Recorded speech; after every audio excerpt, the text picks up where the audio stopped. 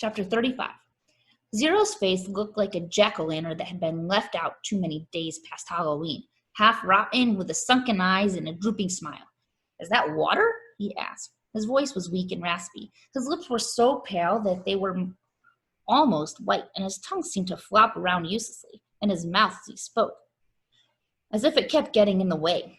"It's empty," said Stanley. He stared at Zero, not quite believing that he was real. "I tried to bring you the whole water truck, but," he smiled sheepishly, "I drove it into a hole." "I can't believe you're—" "Me either," said Zero. "Come on, we gotta get back to camp." Zero shook his head. "I'm not going back." "You have to. We both have to." "You want some sploosh?" Zero asks. "What?" Zero shaded his eyes with his forearm. "It's cooler under the boat," he said. Stanley watched Zero crawl back through the hole. It was a miracle he was still alive, but Stanley knew he would have to get him back to camp soon, even if he had to carry him. He crawled after him and was just able to squeeze his body through the hole.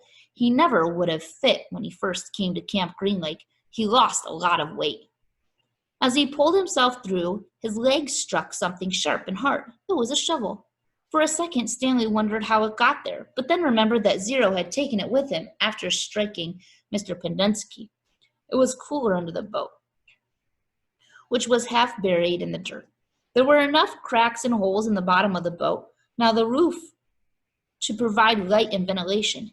He could see the empty jars scattered about. Zero held the jar in his hand and grunted as he tried to unscrew the lid. "What's this?" "Sploosh." His voice was strained as he worked on the jar. "That's what I call it. They were buried under the boat." He still couldn't get the lid off. "I found 16 jars. Here, hand me the shovel." Stanley didn't have a lot of room to move. He reached behind him, grabbed the wooden end of the shovel, and held it out to Zero, blade first. "Sometimes you just have to," Zero said when he hit the jar against the blade of the shovel, breaking the top of the jar clean off. He quickly brought the jar to his mouth and licked the sploosh off the jagged edges before it spilled. "Careful," Stanley warned. Zero picked up the cracked lid and licked the sploosh off that as well. Then he handed the broken jar to Stanley. "Drink some." Stanley held it in his hand and stared at it a moment. He was afraid of the broken glass. He was also afraid of the sploosh. It looked like mud. Whatever it was, he realized, it must have been in the boat when the boat sank. That means that it was probably over 100 years old. Who knew what kind of bacteria might be living in it? "It's good," said Zero, encouraging him. He wondered if Zero had heard of bacteria. He raised the jar to his mouth and carefully took a sip. It was warm, bubbly, mushy nectar, sweet and tangy.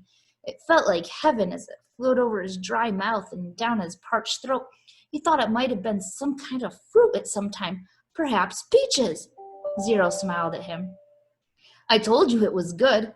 Stanley didn't want to drink too much, but it was too good to resist. They passed the jar back and forth until it was empty. "How many are left?" he asked. "None," said Zero. Stanley's mouth dropped. "Now I have to take you back," he said. "I'm not digging any more holes," said Zero. "They won't make you dig," Stanley promised. "They'll probably send you to a hospital like Barfbag." "Barfbag stepped on a rattlesnake," said Zero. Stanley remembered how he'd almost done the same. I guess he didn't hear the rattlesnake. "He did it on purpose," said Zero. "You think?" He took off his shoe and sock first. Stanley shivered as he tried to imagine it. "What's Mario?" asked Zero. "What?" Zero concentrated hard. "Mario?" "I have no idea." "I'll show you," said Zero. He crawled back out from under the boat. Stanley followed. Back outside, he had to shield his eyes from the brightness. Zero walked around to the back of the boat and pointed to the upside-down letters. M-A-U, Lou. Stanley smiled. "Mary Lou, it's the name of the boat." "Mary Lou?"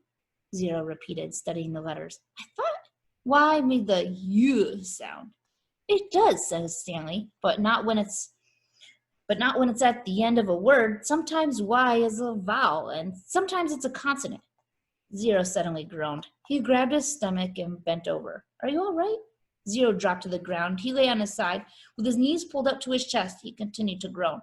Stanley watched helplessly. He wondered if it was the sploosh. He looked back towards Camp Green Lake. At least he thought it was the direction of Camp Green Lake. He wasn't entirely sure.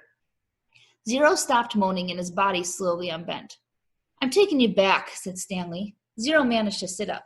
He took several deep breaths. Look, I got a plan so you won't get in trouble, Stanley assured him. Remember when I found the gold tube? Remember I gave it to X-Ray and the warden went crazy making us dig where she thought X-Ray found it? I think if I tell the warden where I really found it, I think she'll let us off. I'm not going back, said Zero. You've got nowhere else to go, said Stanley. Zero said nothing. You'll die out here, said Stanley. Then I'll die out here. Stanley didn't know what to do. He had come to rescue Zero and instead drank the last of his sploosh. He looked off into the distance. I want you to look at something. I just want you to look at that mountain up there. See the one that has that something sticking out of it? Yeah, I think so. What does that look like to you? Does it look like anything? Zero said nothing. But as he studied the mountain, his right hand slowly formed into a fist. He raised his thumb. His eyes went from the mountain to his hand, then back to the mountain.